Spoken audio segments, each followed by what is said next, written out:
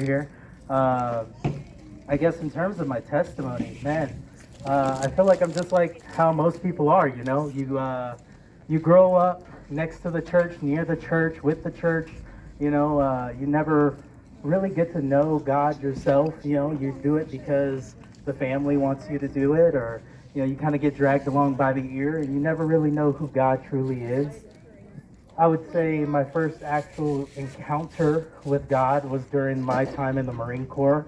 I got to spend 5 glorious years serving this country. During that time, I would say back in 2019, we were over in Syria and the Philippines, kind of going after ISIS and all that good jazz. And that was my first taste of what combat would be like. With that, you know, they always say, rely on your training, you'll always go by instinct. And my instinct wasn't really serving me well, you know. Everybody was just kind of freaking out in a way, but not really, you know. And the biggest instinct, I guess, that calmed me down was relying on the Lord. I had no idea what to do, what was the next step, where was to go. And the only thing I knew what to do is to plead out to Jesus, to cry out for God, to give clarity, of course, to remove that fog of war on my mind. And he did. And with that, I was able to help coordinate, of course, my squad and my team to get together. And, you know, we were able to all get out of there safely, thank God. You know, we didn't lose not a single person there.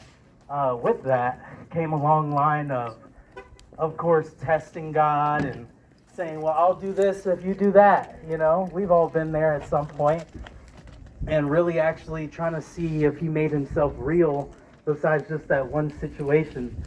And he did. I would say I got out, struggled with a lot of substance abuse and, you know, any other drugs or anything like that.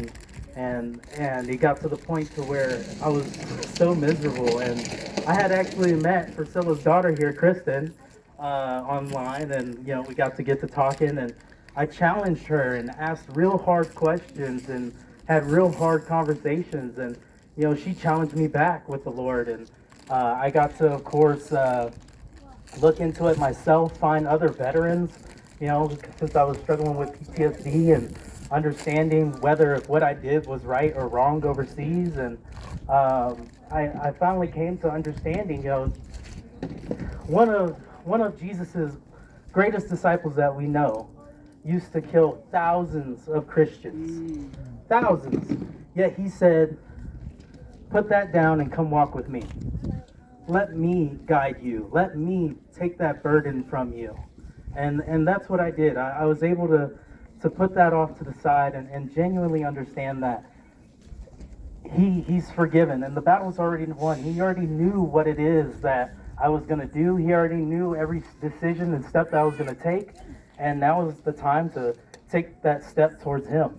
So I'd say I became saved truly in 2023 with Legacy Church in Albuquerque. You know, they're great. You know, they do their job there, but you know, I'm really excited, of course, to see what can happen here in Gallup, and it's a blessing to, of course, just to be part of this. You know, everyone we reach out, even if, you know, it's just one person, we always, you know, the heavens are cheering just for that one soul saved. So I give thanks, of course, for you guys letting me be up here, letting me be able to speak, and if you need anything from me or you want to say anything to me, I'll be around. Thank you guys so much. Amen.